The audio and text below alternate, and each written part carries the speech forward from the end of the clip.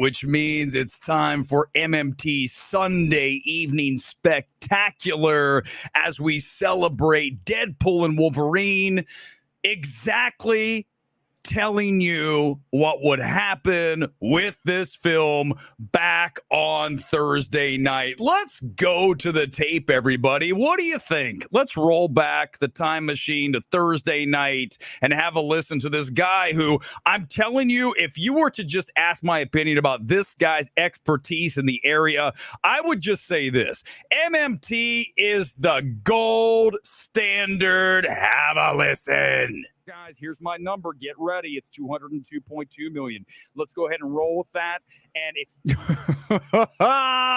what was the debut number, everybody? Who's the fucking man? I'm the fucking man, baby. 205 million. We were off by $2.5 million, less than 1% off. 1%. That's how great we are. We are the MMT gold standard, baby. And that debuts at 205 million, the largest R-rated debut ever in the history of cinema. Also, this is the 8th largest debut ever in the history of cinema stateside. You look at the worldwide number of 438.3 million. That is towering, and that's exactly what we said. In fact, I continue on this. Listen to what I say about this. Listen to my number again, 202.2. Okay, I was off by what was that? 2.78. All right, here we go. Listen to this. Continue.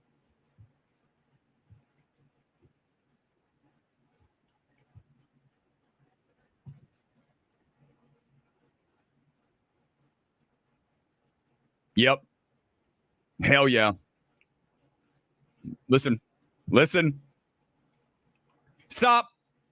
I said 450, didn't I? What's it say at the bottom of your screen? 438. I was a little over, but again, ladies and gentlemen, MMT, the gold standard, and I know my film Twitter dweebs are losing their shit because they can't attack the man who has talent. They can attack, he's aggressive, he's opinionated, he's outspoken, but they can't attack the fact that we fucking rule. They can't touch it, which is amazing. I love to do that. You know me, I gotta start the stream by going after the film Twitter dweebs. Let's look at this thing on an opening record standpoint. When you look at the top debuts ever, number one is Endgame at 357. Spider-Man No Way Home, 260. Infinity War, 257. Star Wars Force Awakens, 247. Last Jedi, 220, Jurassic World, 208, Avengers, 207, Deadpool and Wolverine, 205. Remember, though, important, the studios, in this case Disney, they estimate Sunday. Typically, they like to go a little bit lower, okay? So this could end up beating Avengers and get into that number 7 spot if it just needs 2 million. I mean, it can come up with 2 million. This film is doing really well. Here's what we're going to do, and you guys are going to come in. Think about this. I'm going to go through my top reasons why this film went haywire, okay? Yes, this film did do exactly what we said, but it still outperformed many people and what they expected out of this film. And I'm going to give you my top 4 reasons, and then you are going to come in with your reason that you don't hear right now, starting with reason number 1. Why did this film do as well as it did this weekend? 205,438 worldwide. Insane numbers. The 2 featured characters here. Okay, you're talking about Deadpool and Wolverine. You have to go back to 2018. The last time we had Deadpool in the marketplace, Deadpool 2. This film will outperform that film because we're in a better spot right now, and you combine Wolverine, you've got Deadpool on steroids. But listen, when you give the audience time to regenerate interest when your return eventually happens, then guess what? You're going to reap the benefits of that refractory period. So many studios don't give us a long enough refractory period. They go ahead and give it to us like a year later, 2 years later, 3 years later. You look at Jurassic World, we need a break. Last time we saw that film, I said, we need a long break. Here comes another one. No, listen, I know it's the golden goose. I'll keep going back eventually it's going to run out of eggs, okay? And then what are you going to do? Deadpool gave us 6 years in between films, and that's the reason why we're at where we are. And you have Hugh Jackman along with Ryan Reynolds, two huge stars, the chemistry, the humor in this film, all the reasons we're going to talk about. That's number one. That is clearly the number one reason. Because of Deadpool and Wolverine, not MCU. None of these reasons are MCU, by the way. Of course, it's one of the reasons, but we're not on our top four. Number two, the anticipation build was perfect. It was throughout the entire summer. It was a blessing this film was pushed off from May until July because of the SAG strike, the Writers Guild strikes. You had both those strikes in play, and you pushed this thing off by 2 months. Because of that, you made people wait the entire summer for the most anticipated movie of the entire season. And when you do that, then you end up nailing the build, which Disney did as well, not just because of the fortuitous nature of having this thing pushed off by 2 months and extended and given more time to have people get even more stoked for it, but Disney this time around did not screw up when this film debuted. So many studios that we see of late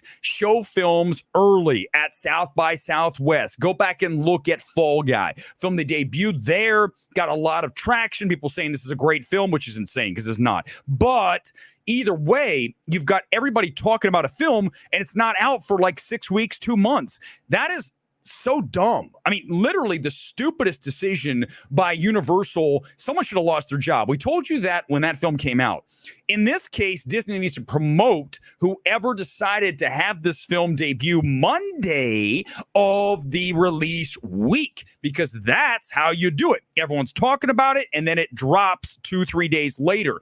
But also, in addition to everything about Disney handling this thing perfectly, to the fact that everyone wanted to see this movie, the characters, this film delivers, okay? I know that some of you are not going to agree with me, but I'm just going to tell you you're wrong. This is a 5 out of 5 post-track score. That's the other audience reaction, indicator that's out there along with Cinema Score. And post-track goes in, talks to moviegoers, and they get that grade. And typically it's 4.5 at the best. You rarely, if ever, see a 5. I told you back on Monday when I saw this film nearly a week ago now, this film is going to be beloved by the fans and by the average moviegoer. And guess what? It is 5 out of 5, Cinema Score A, almost an A+, I'm told, by the way, from inside sources. That close. So I was this close to winning my bet with Menzel, which pisses me off. Cinema Score, next time I'll slide you some cash, make it an A+.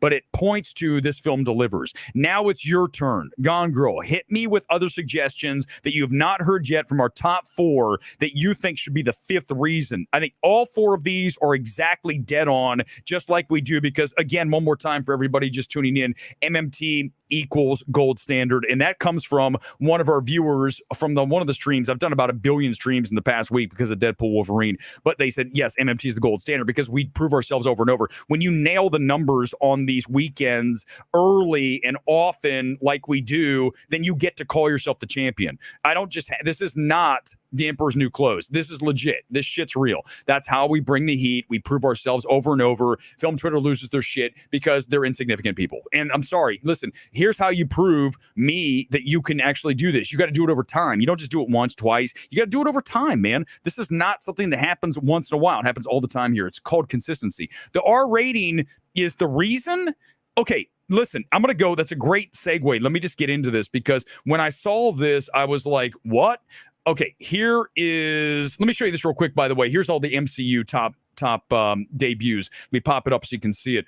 If you saw it this morning on Breaking Box Office, here it is one more time. Let me go full screen on this thing. Well, actually, I'm just going to have to squeeze it. I guess it stays where it is. 357, Avengers. Then you see No Way Home, Infinity War, Avengers. And now we've got number 5 is Deadpool Wolverine. But if it gets to 207.4, another $2.4 million, it gets number 4. I think it gets there. I think they undersold this because Here's the reason. We talk about this a lot.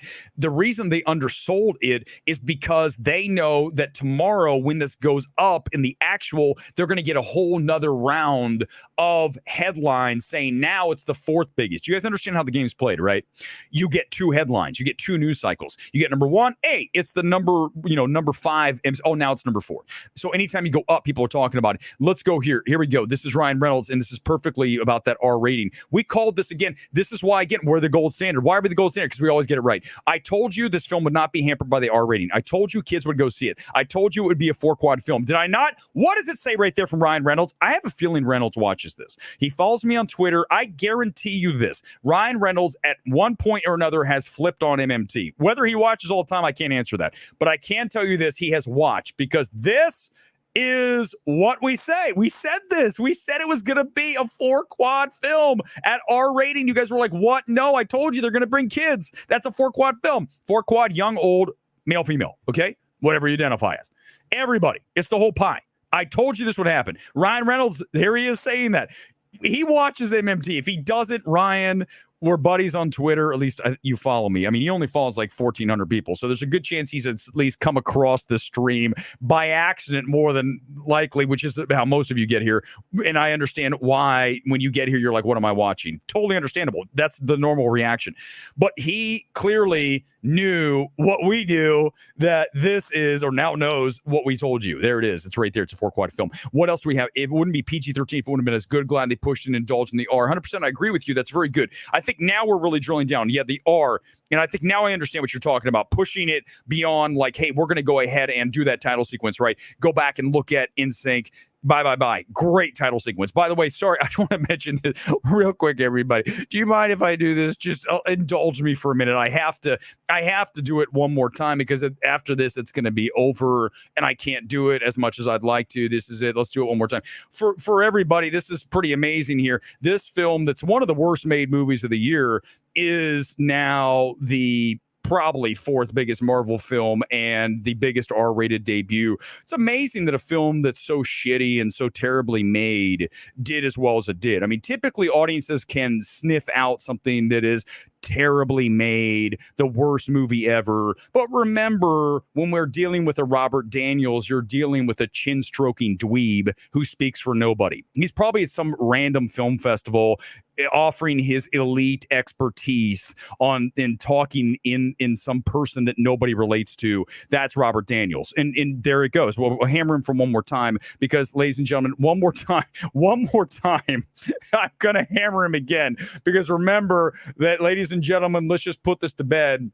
Robert Daniels was last weekend. Did I delete it? He was our film fraud. I don't know if I have it here anymore. There it is. He's our film fraud. Let's say goodbye to Robert Daniels. It's been a pleasure doing business. Robert, as always, continue writing those 5,000-word think pieces that only you and your circle jerk of nerd cinephilic reviewers care about. But you keep doing you unrelatable critic you. You're doing a great job. Continue on that mission to completely write for nobody but you and your family. Welcome to MMT, everybody. Here comes Film Twitter. Whipper, how dare you? What's wrong with you? Other reasons, I would agree with you. 5 should be that R rating. I like it. If you have something better, come in now, because we're going to move along. When you look at this film, and this is, again, your chance to tell me what the 5th reason is, this film didn't hold back anything, even though it's the worst film that I've seen made this year for sure. It still manages to be totally violent and have jokes, sex jokes, and come in my ear and all kinds of stuff. That stuff is hard R, right? Even though it's comic book violence, I understand it still is hard R when you've got him butchering everybody in the NSYNC Bye Bye Bye title sequence that kicks total ass. But again, worst made movie of the year. Probably could at 230 without the R rating.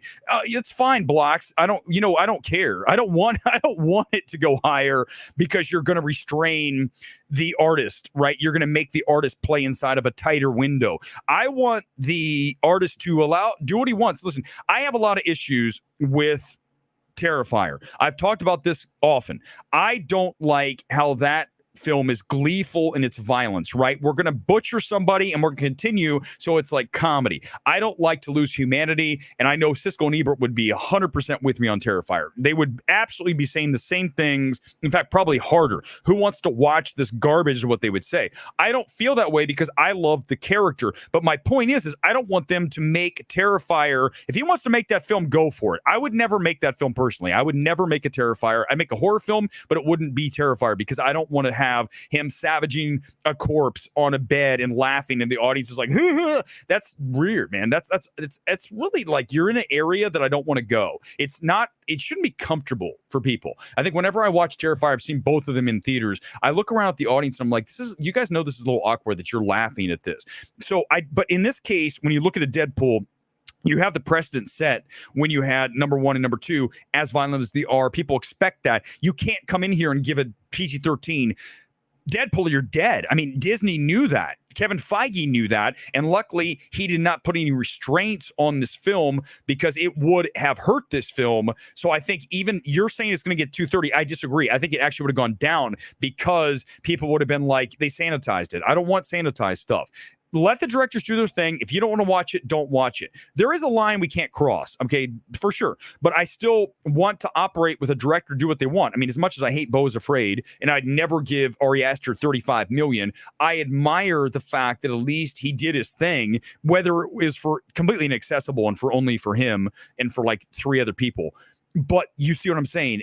I still am of the belief that an artist should have the sandbox to themselves. Let them do what they want to do. Make your sandcastle. I don't give a shit. But at the end of the day, I still have to have you answer to a budget too. That's part of the equation. But in here, there's obviously not to worry about a budget. It's Deadpool. It's Disney. They don't care.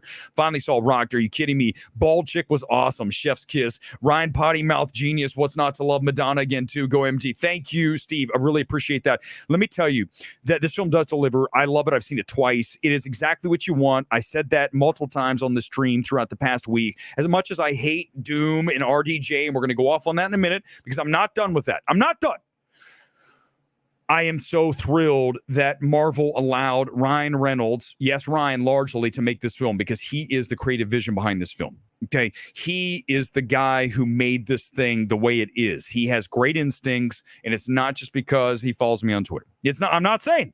I'm telling you that it's there. You guys, it's obvious. By the way, tonight's kit is Leones Negros from the Liga MX Expansión. Why did I pick this, by the way? Why did I pick it? Because this stuff is planned out. We've got the red, we got the black, and we've got the yellow. What else do you want from me, guys? This channel destroys the competition. Not only do we nail numbers and nail evaluations, now we're rocking the football kit that is perfect for the film we're discussing. I like this Life of Brian. I was talking to someone today, and I told them it's going to happen. We are going to have our MMT logo, just like you see Carl's Jr. It's going to say our logo. This logo is going to be right there on a jersey. It's going to happen. I don't even care if I have to take out a loan to make it happen. I'm going to make it on one of the small English clubs, the MMT, this logo on the arm like that. It's going to happen. I will promise you it's going to happen. I can't afford Wrexham. I can probably afford someone in the National League South. Somebody like, who's like a small team? I'm trying to think. I got so many kits in there. You guys have no idea. I collect them from the smallest teams.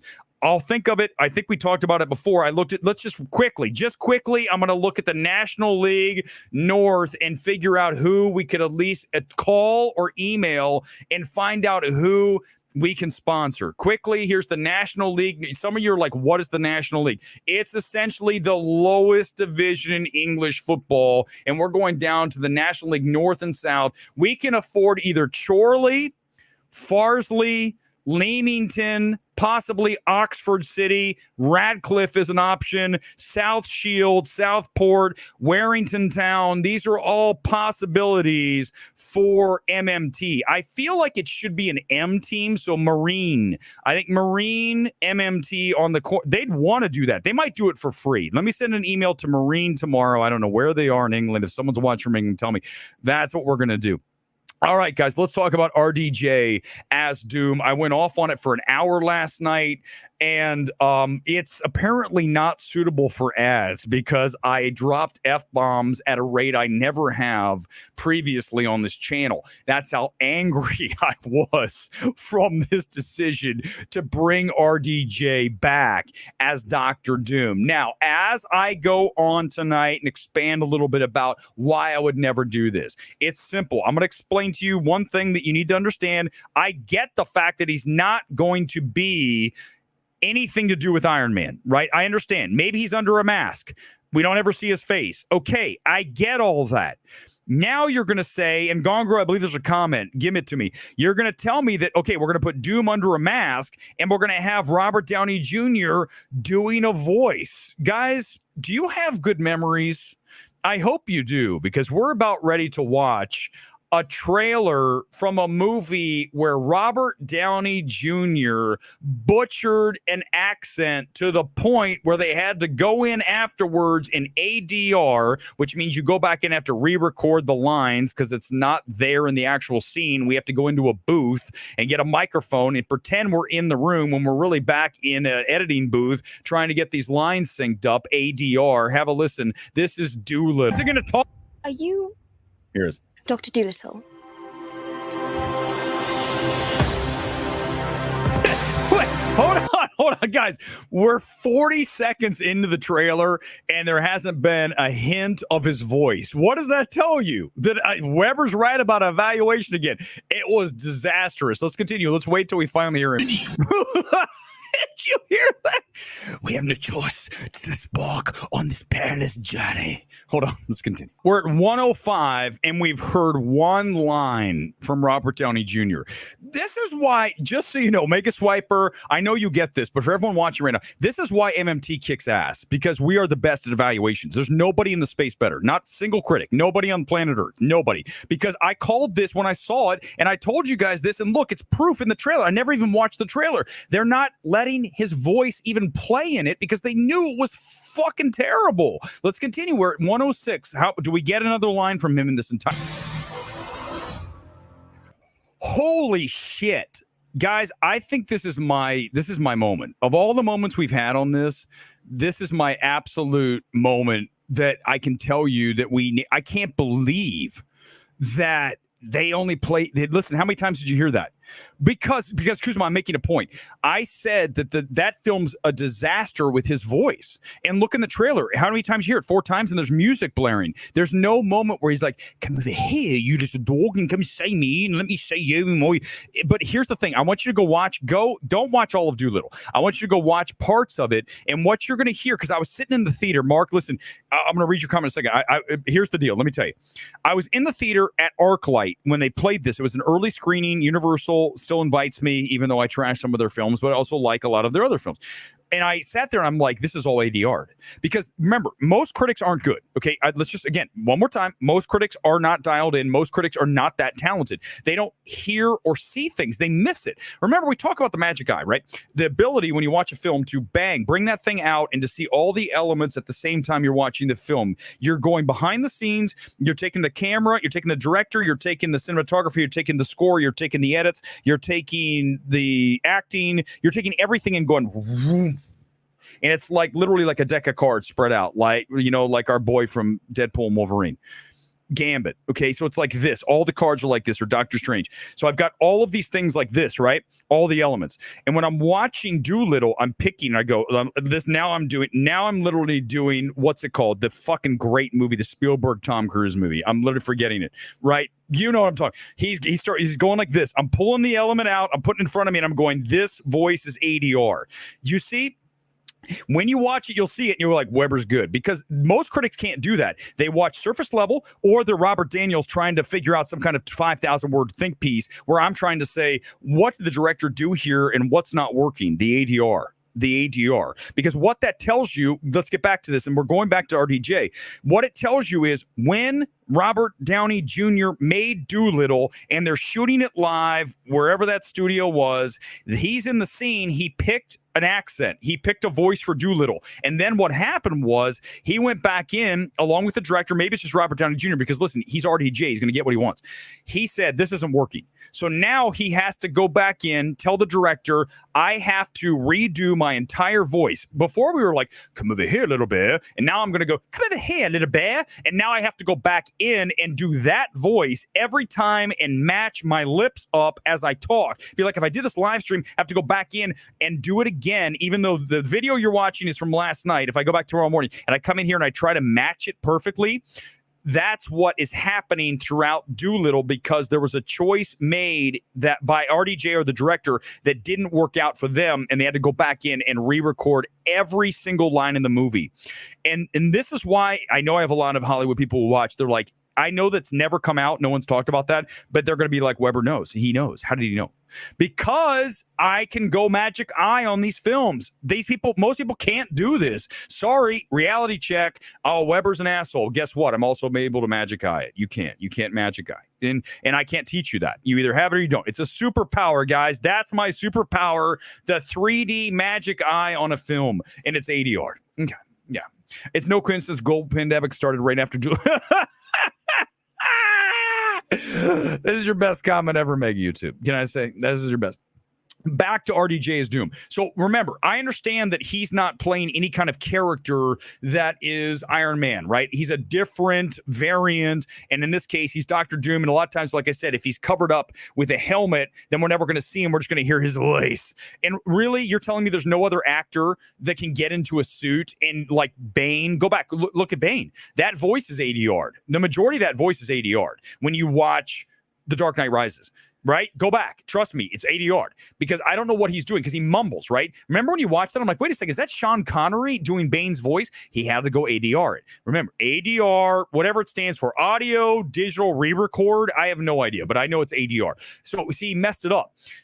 So, if he's doing Doom and he's not figuring out what accent he wants to use, and Robert Downey Jr. probably is not the easiest guy to work with. Now, let me explain why. Not because I think he's an asshole, but he's a guy who's been around. He's made how many movies? He is one of our best living actors, right? Just won the Oscar. Here's the reality, though. He probably has demands because he has a paycheck that is followed by 17 zeros. And because of that, you have to understand that you're going to get somebody who's going to say this isn't working. He's going to basically be the true director. Like, that's probably why. Truthfully, here's what happened. Okay, let me just walk you through what happened with the whole Secret Wars and now Doomsday, all these two films. What happened was this.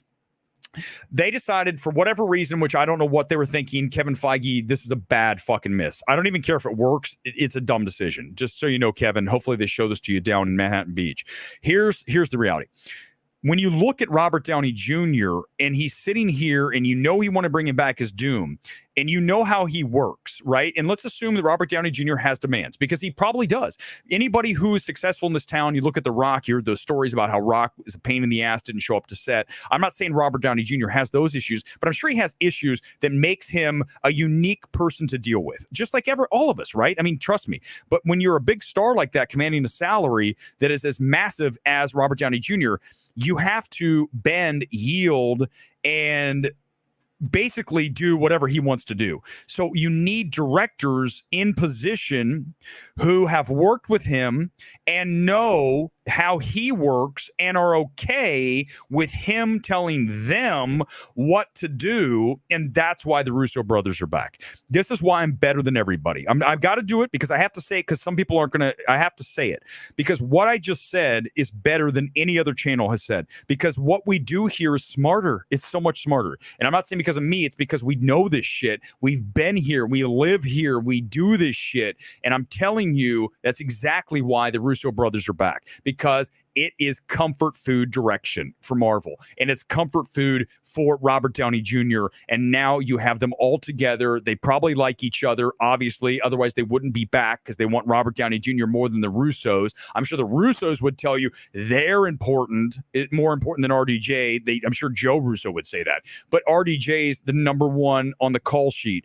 Therefore, you have to understand that everybody is beneath that, and you're going to have to answer to him. That's everything here. I disagree with your opinion on Russo brothers. Now, listen, Blocks, I'm going to explain to you again. You can disagree, but you're wrong. And here's why. You need to watch Cherry. You need to watch The Gray Man, and you need to understand. You have to see these things. I can't listen. I'm telling you, it's like being fluent in a language. And if you don't speak the language, I can't have a conversation with you. If you watch Cherry and Gray Man, and you are of the opinion that this is well directed versus over directed, chaotically edited, and truly, again, amongst the worst directorial efforts I have seen outside of being contained by Marvel by any director. I mean, these films are bad. And they are out of control. It's like, I go back to Gray Man. I remember God, I can't believe I still have to think about that movie.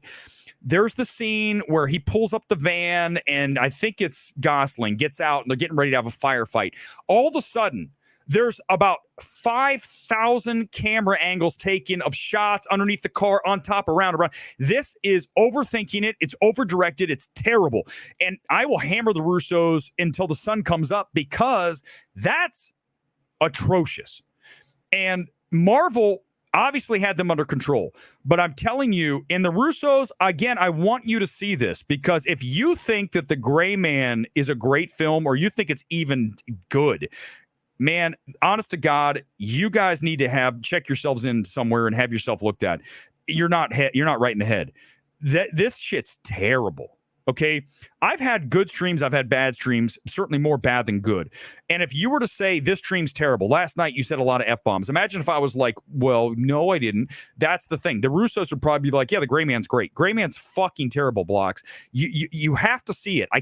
I'm not going to move off of that. There's not a budge. I'm not moving a millimeter. That film and Netflix should be embarrassed. The Russo brothers should be embarrassed. The fact they're making a Gray Man 2 tells me that there are people in Hollywood who are completely and thoroughly without a brain, clueless, and embarrassing how bad that decision is to continue doing that. And that goes on Gosling, that goes on Chris Evans, that goes on the Russo brothers. It's a train wreck. Film Cap, listen, you get it. I know I go hard, and welcome to the channel, by the way, but you got to understand, there's certain things we're not bending on. There's certain things we're not about to move. The Gray Man is an abomination. Okay, it's a bad film, and this isn't subjective. I don't want to hear the shit. I'm not going to listen to this shit. I'm not doing this shit. It's subjective, Weber. I thought it was good. Okay, if you thought it was good, you don't know what you're doing. I don't know. I can't do it any other way. I've got to be as unvarnished as possible and tell you that you can't say that without someone who knows what they're talking about going, dude. Go back to Horizon. Not going to do it tonight. I'm going to tell you. I hammered that film for all of the reasons, and I got a direct message from a director okay, you guys are familiar with, who told me every single aspect that you hammered about Costner's direction could not have been more directly over the target. Guys, I don't have time to make shit up. The stuff I say happens. The stuff I do is real. I don't have time to play in make-believe land like the majority of film Twitter. My life is real. The experiences I have are legit. And I'm telling you, I know what I'm doing. I've been doing this a long time, and I'm more talented than most people. It's a reality of it. I don't care if that comes off as egotistical. Don't give a shit. I have to know that when I come across my evaluation, it's going to be pretty damn dead on. You might not love it. You might have nitpicks with it, but in general, each of the ideas that I'm trying to get across about these films is right in front of you. And if you choose not to notice, if you choose not to acknowledge, that's you, not me. That's a you problem. Okay. Not a me problem, you. So if that turns people off, I don't care. It's not why I do this channel. I do this channel to make better films. I want better films in Hollywood. Remember, I'm writing a script right now and it's good. I'm not, guys, I know Weber's like everything's good because I'm going to explain something to you guys. I wouldn't do what I do in any aspect of my life if I didn't think I was at least pretty decent at it. When I started the stream, go back and watch the streams. I don't think they're as good as now. Not that they're good now, but I can tell you this. There are people out there who do this that aren't good. I watch it all the time. I see someone that comes in and cracks, says something. I go watch their YouTube channel. I go, bro, first of all, before you spend a second on me, you got to go take some classes. You got to go get some talent. There's nothing there. And I understand that what I say sometimes is extremely harsh. When I say that, that's brutalizing. But the reality is the world is brutalizing. I don't have time to play niceties. That's not who I am.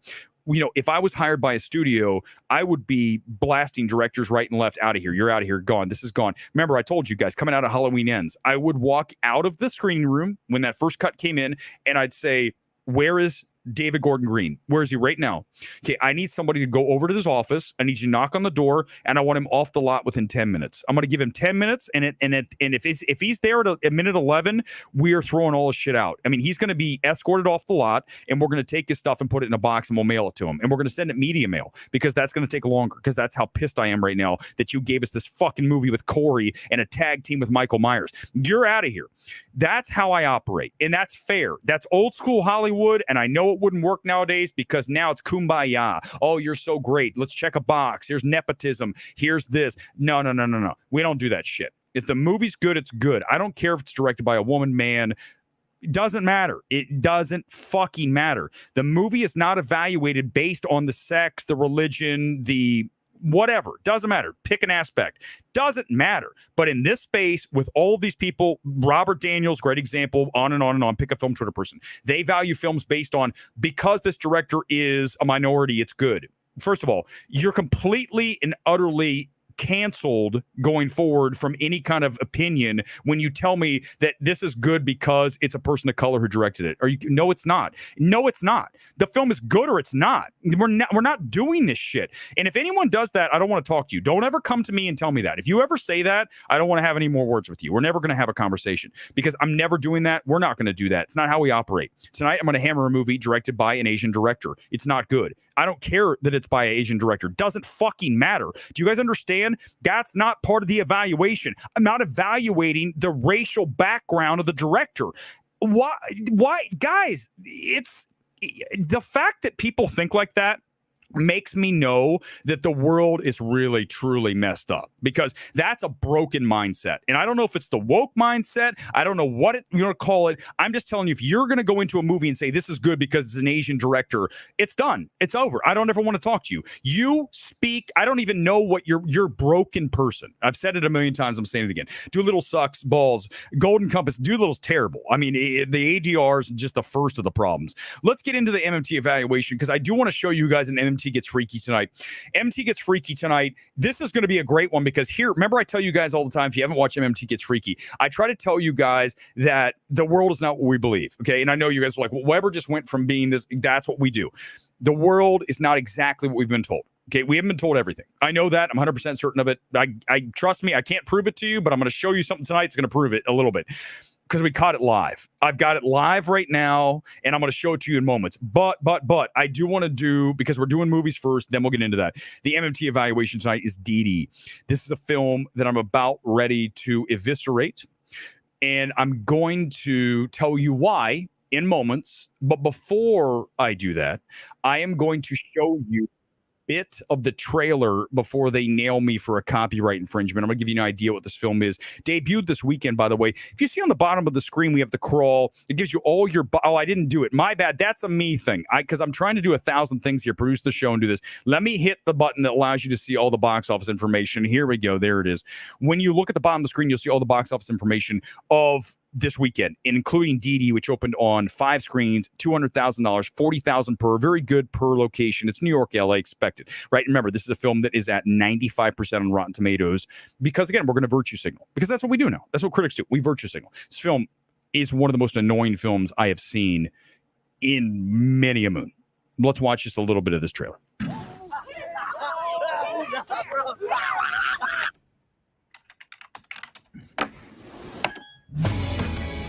What was your name again? Chris. All my friends just call me a Wang Wang. What should I call you? You're never gonna survive high school. You're like a lizard with your scaly-ass eczema skin. Pizza face! Stop. Right there. I'm going to pause you. Right there. I'm just, God, I can't even imagine. I was sitting here last night going, oh my God, why? Why do I do this? Why do I have to sit through this shit? Okay. I understand this is a coming of age story that is very near and dear to the director's heart. I'm certain it's his story. Okay. But again, I don't care. It doesn't matter. We're not evaluating a movie based on the emotional attachment that the director has to the material. I'm never going to do that. Why would I do that? Can someone explain to me why I'd be doing that? Because that's not what we're doing. I'm telling you what works, what doesn't work. And the number one problem with Didi, other than the fact it's one of the most annoying films I've ever watched in my life, and it comes down, and this is something I'm going to pull in a bunch of threads, and I'm going to bring Gone Girl in. I'm going to thank him for this because he reminded me of another performance I forgot about, and he's 100% right. And I remember this about this film. Okay, when you have a lead and you have an actor who is tasked with carrying the film, you need to have somebody who is layered, who is able to show you multiple sides of a character, of a human being that feels four-dimensional, that shows me a little bit of everything, a really nice range. And certainly when you're talking about any character, even if your character is overall a middle school kid who's going through some shit and obviously has a problem with his sister like we all had, who didn't have an older sister, was a pain in the ass, raise your hand right here. Here's the truth.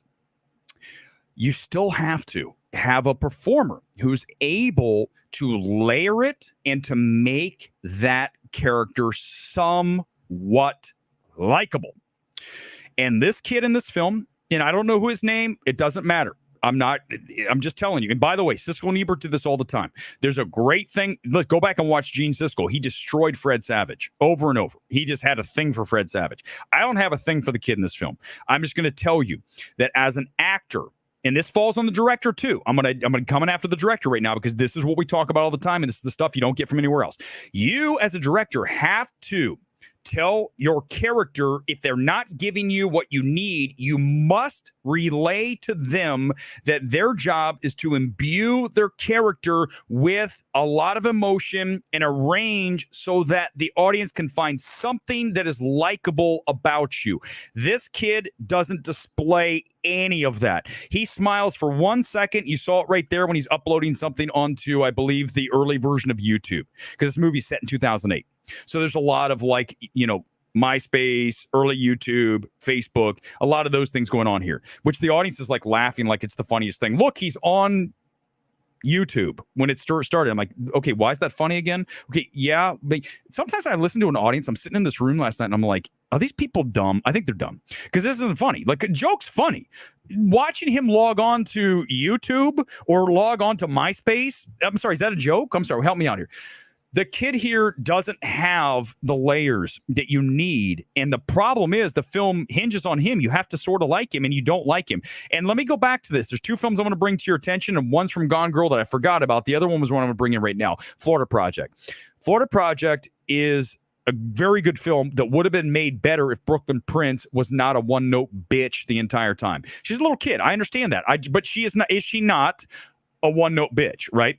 So when your character is only that, and remember, at the end, she's like going off to Disneyland. We have that Disney World. We have that weird thing going on. The end of that film is like, wow, Sean, I don't know what's going on. I get it's fantasy, but all of a sudden she's like smiling and running around the park. In the film, not for 1 second does Brooklyn Prince show you a little bit of the innocence and the humor that you need. She's a bitch. Remember, she's like, hey, kids, come over here. And she's like, Mom, you know. Granted, she's pissed off because her life sucks. But still, in those moments, you gotta find a moment to show me a little bit more humor, to show me a little bit more likability. And this kid doesn't have it. She doesn't have it. The other one There's a film I have here on the wall that I always forget about. I forget this film. I love the filmmaking of Come On, Come On. A24, Joaquin Phoenix, little kid, black and white. I want to say from like, was it 19 or 20? A film that could have been great, but that kid is very unlikable. Remember, he's got to give you some layers. And what do we have in common with all of these? What do we have in common? This is what Weber does better. By the way, Weber's killing it again. Everybody give me a like. Here's the reality. They're all kids. Why do they not have the range? Because they're kids. They don't have a lot of experience. They don't have the life experience. Life experience helps with an acting, okay? Because it allows you to draw on things. These kids don't have it. But the director has to, if it's not getting there, you have to be able to get in there and you got to get the performance. He doesn't get the performance here. Okay, doesn't get it. It's also very unfunny. The jokes here are, listen, kids in middle school. So it's like, okay, here's a joke about sex. Here's a joke about this kid, ripping on the other kid, as middle schoolers are apt to do. But nothing's really that smart or funny. And there's zero surprises. This is very formulaic. You have the grandma living at home. You know that she is going to have a health problem. Listen, I'm not ruining this. I'm just telling you. You look at this film, and from a writing standpoint, everything leads exactly where you expect it to lead. And of course, at the end, you realize it's him, it's the director. He's going to end up being a director because he started shooting skateboard videos, and he was shooting videos on YouTube. I get that it's deeply personal. Doesn't mean it's good. I don't know what to tell you. Doesn't mean it's good. This is a 40%. This is a bad grade. This is a really bad grade. Didi is one of the most overrated films of the year, again, because remember, and by the way, I want to say this because I said this last night, and people were like, oh God, I knew I'm gonna nip it in the bud right now. I'm gonna explain to you guys something quickly. If someone's out there screaming, because someone's going to clip this and go, Weber's anti-Asian. Let me remind you of a few films I've recommended, not because they are Asian-led characters and Asian directors. Let me just remind you of just a few. Beyond the obvious, Parasite. You go to A Return to Seoul. God, oh my God, what a film. I love Return to Seoul. Go look at Decision to Leave, Bang, Hello, Shoplifters. Go look at The Farewell. Go look at Minari. These are just bang, bang, bang. Right, there we go. There's one. So don't tell me, if you come, remember, anybody who does this, if you see this happen, you go in and you hammer them because they're shitty people. You don't do that. I'm hammering the movie because it's not great. It's formulaic. The kid doesn't have the emotional range. He's unlikable. These are all very valid. It's annoying, this film. It's the longest 30 minutes I ever sat through. But exactly, Film Fam, this is exactly correct. Listen, if I make a movie about my life, I don't expect you to like it. You could say it's boring. Who says that everyone should have a movie made about their life in the first place? I mean, I'm going to be honest with you. This director, it's awesome that he's got here and he has a movie. His life's, again, it's kind of boring. I mean, the movie doesn't, it's not that dynamic. It's kind of just everyday. And don't get me wrong, I love a grounded everyday movie. This film is not great. It's not even anywhere near. I mean, a 40% is terrible for me. Okay. But again, I'm going to get dragged for being racist, right? Even though I just listed all of the Asian-centric films that I adore, yet I'm going to be, no, we're not playing the game. So just know that. We're not fucking playing the game. So go ahead, Film Twitter. Roll up, but no, you guys are the losers, not me. I'm just hammering a movie. So just deal with it. Listen, I agree. I love Boyhood, though, because of the magic of that film being shot over the 10 years and the kid aging. But yeah, it's long. It's too long. Okay, let's go to Didi. Let's look here and see where we are. I'm just going to do this because I want to mention again, remember what we talked about. Most critics suck. They do. It's at 95%. Audience score 100, fewer than 50. You know why? Because this is Film Twitter seeing the movie. That's why. Film Twitter doesn't speak for you. Film Twitter would never say this film's bad because they're going to be called racist. I don't care. Why are you going to call me racist? Did I say I didn't like it because it's an Asian family? No. I gave you the reasons. It's not a good film. And yet here it is. Let's see. Is there anyone who has the fucking balls to drag this movie? Is there anyone? Can you show me one person? Oh my God, William Bibiani, that guy. Dude, dear Lord, this is a great film. I'm telling you guys, look here, Katie Walsh. Here's our virtue signaling mob, Alyssa Wilkinson. These are all oh my God, these are hard left virtue signaling critics. All of these people, they're all that way. Is there one person who had the balls to say this isn't great? Come on, give me one. No, one. And guess who it is, everybody? Guess who it is. And you know what? Let's do it right now because I know she watches the stream and we're going to do it. I'm going to add her in right now because let me tell you something, that we don't have many approved critics. We have very, very few. And I didn't know this before I did this. This is live. I had no idea whatsoever this person would do this, but this is exactly what I expect from this person. And that is why we have a new MMT approved critic. And Rachel, I hope you're watching. You are an approved critic. You are good. Okay. Rachel, listen, I know we haven't seen eye to eye on a lot of films, but overall, we tend to see the same things in films, which means you're good. Okay, that's true. You're good. He's not just rebellious, but outright mean to his mother and sister and even rude to his friends without clear motivations for his behavior. What does that all equal? Unlikable. Rachel, 5 out of 10. I give it 4 out of 10. You, and I didn't know this before now, you are 100% approved after this because you're the only person who has the cojones, the fortitude to say exactly what I just said. So I didn't know that. Didn't know. I thought it was 100. Rachel, you rock. This film's not good. And yet, remember, we live in a virtue signaling world. And if it's a story by an Asian director telling an Asian story, therefore it's good. No, it's never going to be that way. We're never going to do that. I didn't like Return to Seoul. I didn't love Shoplifters. I didn't adore Decision to Leave because of that fact.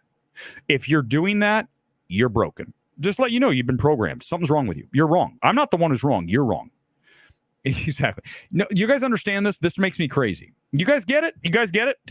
Come in real quickly. Do you understand what I'm saying? Do you understand that we live in a world of critics who cannot disconnect from the source material and they judge a film based on the race of the director, the race of the story being told, and that's what happens. When Deadpool Wolverine, here, let me just prove a fact, and this is going to really go. Film Twitter, I want you to roll the fuck up. I want you to sit down and listen to what I'm going to say.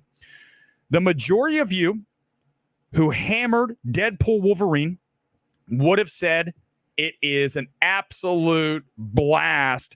Everything works, riotous. If one thing changed, can you guys help me? Take a guess. Take a guess. Simone, I know you agree with me. Take a guess. If one thing changed about, even if it's the same movie, what one thing, if changed, would have switched all of the bad reviews on Deadpool Wolverine to positive? Not mine, because I don't do this.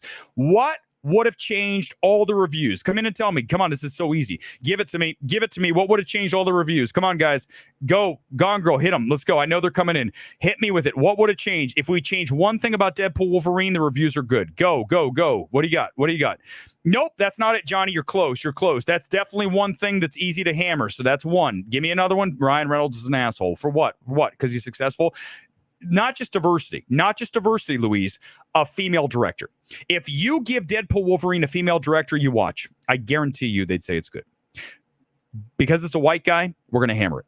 That's how they operate. That's how Robert Daniels operates. That's how all these people, Alyssa Wilkinson, William Bibiani, they are hard left, woke, broken human beings. And yes, all of you are broken. You're broken. I'm not the one who's broken. I'm fucking right. You guys, right in the head for sure. You guys are broken. Because you're playing some kind of game. You're playing some kind of virtue signaling bullshit. And by the way, it makes you look like a total loser. Just so you know, you're a loser when you do that. There's nothing more pathetic in the world than a virtue signaler. So don't do it. Don't ever do it. It makes you look as deeply sad from the outside as anything I've ever seen when I see that. These critics, first of all, we told you, they don't speak for you. They're woke. And I'm not even anti-woke, but I'm not pro-woke. These critics suck.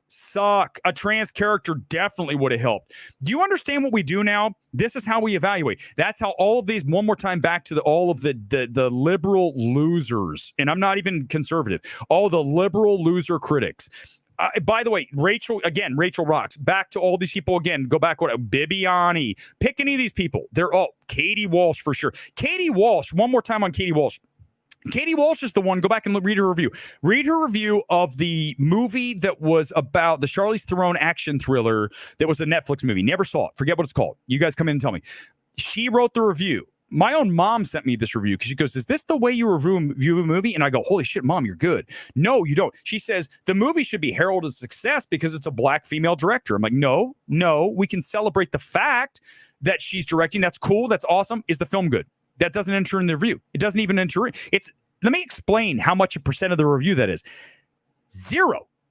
It's 0% that's a black female director. 0. But not to Katie Walsh. Not to William Bibiani. Bibiani's going to come, oh, well, this person is a female. This is a trans director. First of all, what film did I just love? national anthem, trans actress, and a non-binary actor. Both are great. That film's great. So there you go. I'm not virtue signaling. I'm not saying it's good because of that. These people would. Because these people are broken. They suck at what they do. Don't listen to them. They need to exit the space. We're never going to get rid of them. Just get rid of them. Cancel them. They're pointless. They don't speak for reality. They speak for virtue signaling, which makes them losers. They're all fucking losers. Major losers. I hope show it to them. Show it to Bibiani. Show it to Walsh. You all virtue signal every single review. That makes you completely unreliable. And you have to know that. You've got to know that, Katie. You got to know that, William. You got to know that you are completely unreliable when you bring into review that this person is a minority. That doesn't matter. It doesn't matter. It's 0%. I didn't hammer Didi because it's an Asian director or it's an Asian cast. Conversely, I didn't praise Return to Seoul because it's a largely Asian cast. Decision to Leave. I didn't. Do you get this? You guys don't get that because you're broken. You're the broken people. Whoever programmed you, you need to get reprogrammed because you're fucking broken. Just know that. Just as long as we know the old guard. Listen, exactly. The old guard's done. We're done with them. And let them do their thing. But they speak for nobody. They speak for themselves. William and Katie and Alyssa are all in a little group. They're all friends. Quote, look at this. Quote, friends. Okay. But they all have the same mindset, which is a broken mindset. So welcome. Enjoy yourselves, guys, because nobody else is reading your shit. I'm definitely never reading your shit because this is garbage. I'm not even just about this film. It's because that's how you review every film. You review every film by, is it a white director, male director? Hell, hammer this. Sean Levy sucks. Why? Because he's a white male. Weber sucks. He's a white male. No, I'm sorry. What did you just say? Did you say so it's okay? Oh, it's okay to do that. It's okay for to hammer a white guy, but it's not okay for. It's not race. Okay, God, I want to know what your standards are. Double, a triple. How many standards you got? I just need to know because that's how they operate. By the way, if I ever come to a screening and you're there, William, come up and talk to me. I have no problem with it because you're the one who's broken. I'm not the one who's broken. You're the one. You know it deep down inside. Show it to him. He knows he's broken. He's the person who's broken because that's how he reviews films. I mean, it's virtuing and playing nice with focus. Of course it is. Of course it is. I don't have time for this shit. I'm not going to sit here and play nice with Focus, A24, Neon. Neon, I just love their film handling the undead. I liked Largely Long Legs. Hate the twist at the end. I don't suck up to the studios. I have no interest in that. Never's going to happen. I'm going to say the film's good or it's not. These people, obviously, I don't know what. First of all, they're not talented. I mean, you got to remember, they're not very good. They don't speak for you. So I'm not going to do any more of this. We're not. But they're bad. They're bad. We need to put them to bed. Just let them go. Let them go off to pasture. We're good, guys. We don't need you anymore. But keep writing for the New York Times, Alyssa. I'm sure you're writing that next. Alyssa Wilkinson, by the way, is the person. I go back years, and I would show this to Alyssa because this is a great one. Alyssa Wilkinson had a tweet from about 2-3 years ago where she was like, when are they going to put a female critic on an award screener? Hold on, let me see if I can find it. This is great time. If I can find this, guys, it's going to be fantastic. This is going to be like an epic MMT moment if I can find it. Give me 1 second. I've got to look through it. It's like from 3 years ago. Give me a second. Female critics. Give me a second. You can watch me search here. Just here you go. That'll make it a little more exciting. I'm going to search for a tweet from Alyssa that I hammered, and she hated it. She came in and was like, I don't know who you are. I'm like, I don't care if you know who I am. You're an idiot. There it is. Get ready, guys. Here it is. Okay, let me find it. You guys ready? This is it. Okay, Alyssa apparently blocked me. Okay, but of course she did, because I speak the truth. Of course she doesn't like that. Let's go back to, when was this tweet sent? I believe 2020. This is still during. Okay, so her tweet that's gone. I can't see it. Probably you can if you go back and look. Her tweet said, when are they going to put a female critic, quote, on an FYC screener? So I went in. Got to remember, I get the FYC screener. So I go, let me just start looking. So I start going through. These are all the screeners I went through, right? Look, do you see all these? Okay, let me go over to the tweet and I'll pull this in and you guys can see what I had to say about that. I did a little bit more digging into this female critics are not quoted on award screeners. Of the 17 FYC DVDs received thus far, 12 have female critics quoted, 3 don't, and 2 only list publications. So 80% of those listing names have a female quoted. I think studios think it's safe. That's what she said. She said it wasn't safe for studios to put a female voice on a critic. Do you know how stupid she looks? after that because she's virtue signaling. You guys know that, right? Alyssa Wilkinson can't go 5 feet without virtue signaling. So I hammered her. I destroyed. This is a nuke job. This is Alyssa getting detonated. It's over. And here, by the way, look, here we go. This is so good. She goes, this is why Weber kills these people. They hate me. By the way, she said there's none. There are 3 female critics on one of the boxes. You guys want to see it? There's Lisa Weirdstadt from The Observer, Kate Arthur from Variety, and then Leah Greenblatt from Entertainment Weekly. By the way, Alyssa Wilkinson was quoted on a number of screeners. These people are so virtue signaling. It's like you want to go, Alyssa, stop virtue signaling and be a real human being. You're not a real person. I destroyed you with these tweets. I mean, it's like literally you got nuked. You literally said it doesn't happen and I show it to you and then you block me. Why? Because you literally wanted to get a point across. I want to virtue signal that women critics don't get any love. And then I hammered you with literally that day. I went and found all these. These people are terrible. These people are virtue signaling. They're pathetic. They really are. Oh, Weber's pathetic. No. You're pathetic when you say there's no females quoted on boxes, and I found literally 80% of them that are. That's how dumb. These people think that we can't do a little bit of research. Like, you got to be kidding me. There she is. Everyone go say hi to Alyssa Wilkinson for me. Make sure she sees this. Clip it and send it to her and say, would you have a comment about this? Guess what the comment would be? I don't know who that is, and he's an asshole. That's not a comment, Alyssa. Why don't you comment on the fact you said no female critics are on award screeners, and I just said 80% of them have it on there. That was from 4 years ago when you sent this tweet. Oh, I'm sorry. What do you want to say now? Oh, that's right. It's why you blocked me, because you want to run. I bet you. Can you guys tell me if the tweet's still there? Can someone come in? Can someone come in and tell me if the tweet's still there? Let me show you. Go to a list. Search. Say female critics Alyssa Wilkinson and tell me if you can find it, because here I can't tell if she deleted it. She should have deleted it, but if she didn't, look, you see right here it says I can't see it because she blocked me. Watch. Hold on. Can I find it here? Give me a second. Can you? Okay, here it is. This is the tweet. Hold on. Can someone send this to me? Look, I'm going to send it in the things. Give me a second. I'm going to send it in the chat, and then you guys can tell me if it's still there. You guys ready? Put this into it's showing up right now. Go in and put that in your browser, and someone tell me, Gone Girl, if you can find it, let me know. I just sent it in the thing. Tell me if the tweet's still there. I just sent the link. Everyone copy and paste and put it in. I can't see it. If you are not blocked by her, you'll be able to see it. Can someone see it? That's all I want to know. I'll just say yes or no. Can someone see the tweet? I just sent it in the comments. Can you guys find it? Because I can't see it because she blocked me. She doesn't like the truth. Alyssa Wilkinson doesn't like the truth. She wants to hide from the truth. It's not. She deleted it? She deleted it. Did she just delete it? Oh my God. Do you think she just deleted it? Could it have just been deleted? Like, as we do this? Remember that time we were hammering Eric Davis and all the reviews disappeared? Could it be the case that she deleted it right now? Guys, it's there. Why do you think I replied to it? Why do you think I said those things? She deleted it because she looked like an idiot. And she tried to get away. What's X create? Can you find it? Someone find the tweet. All right, get ready, guys. God, that's fun. I love hammering film Twitter, especially when there's such virtue signaling. It's like, you guys, it's pathetic. Don't do it. You guys ready? Here we go. This is going to be fun. Couple comments. Gone Girl, any comments, any super chats? Let's do it, because I'm going to do M&T Gets Freaky before we get out of here. We're over an hour.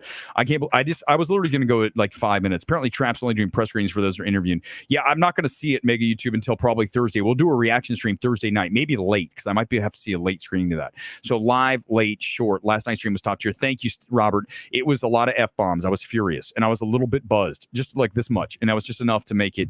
But I feel like all the streams are pretty okay. Okay, you guys ready? Here comes everybody who's never been here. This is what we get canceled for. This is what all of the loser virtue signalers are going to come after me and talk about. I just want someone to tell me what I'm looking at is not real. You guys ready? MMT Gets Freaky. This is where I show you something that maybe is going to make you reconsider where we live and what we've been told. Okay. I know it's not it's not a normal film thing, but I don't care. Remember, to get you into the segment, I want you to remember this.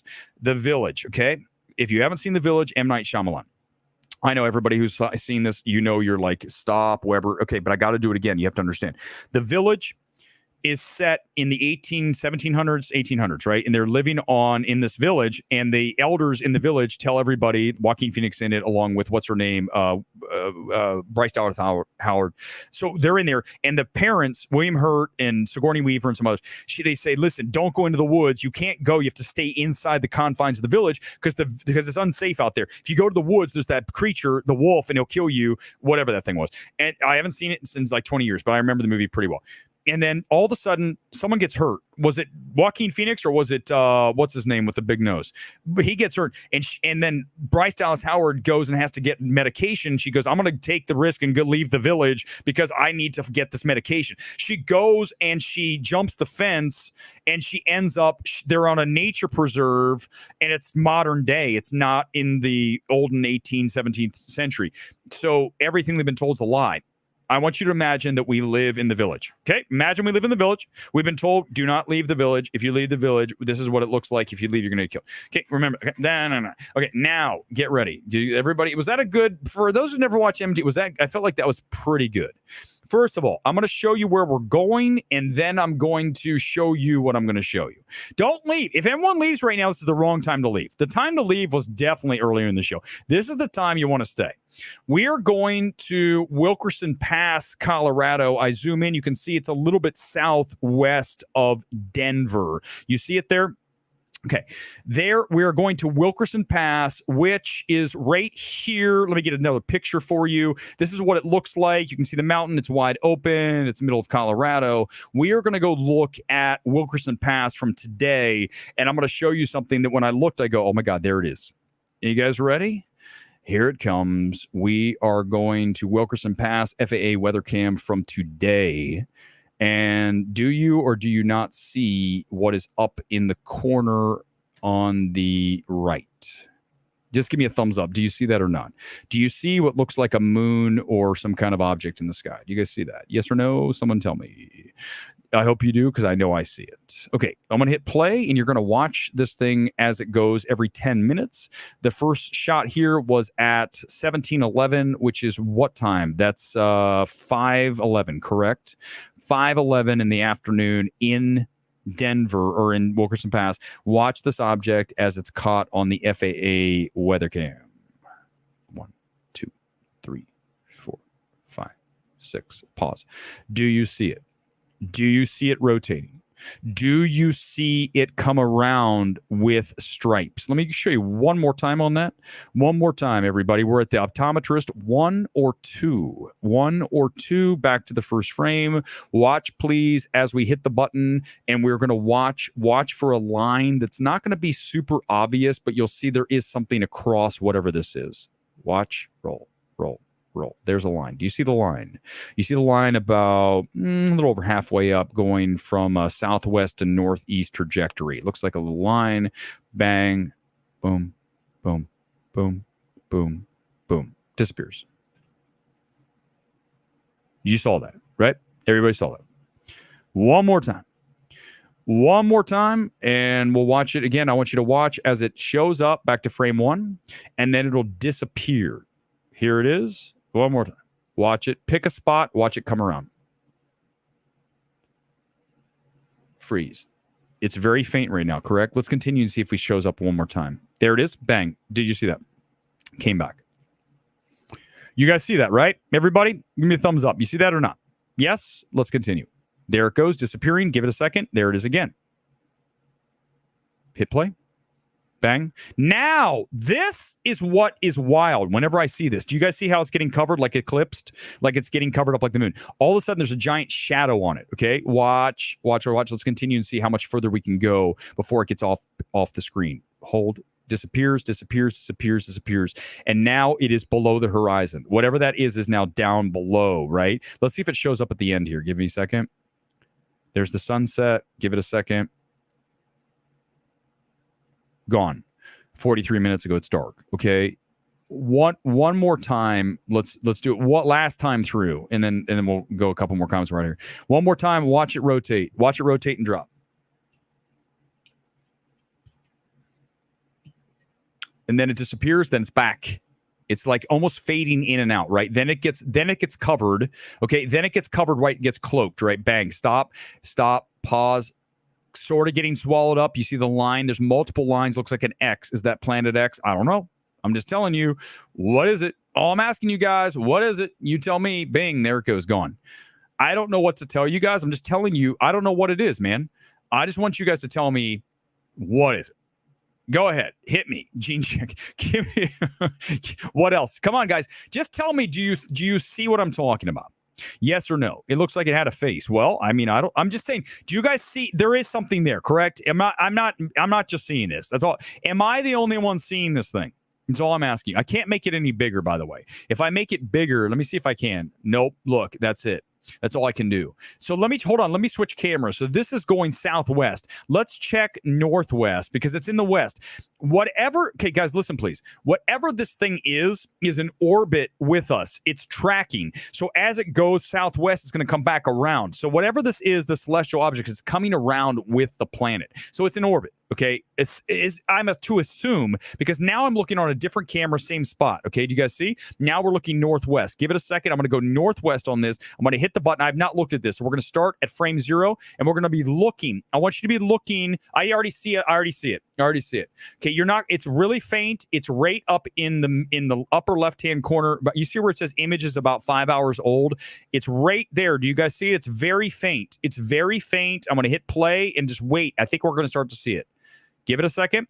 Do you see it? Do you guys see it? It's really hard to see, but it's there. Now it's not there. Give it a second. Here comes the sun. We're going to start to see it kick off of it. Get ready. Okay, now it just disappeared from frame. Okay. Hold on. It's really faint, but it's there. I can't zoom in. One more time back. Stop right there. Do you guys see it there? Do you see kind of like a ball that's really hard to see? I'm just telling you, it's there. It's right to a little bit right of the sun. There's a little bit of an indentation. It looks a little bit darker. It's really faint. That is what I'm talking about. It's on multiple cameras. So it's not a lens flare because how is a lens flare in the sky at the same spot every single time? It doesn't make any sense. Let me check north. I don't believe you're going to see it on the north camera. Let's go to north. Give me a second. Let me check north.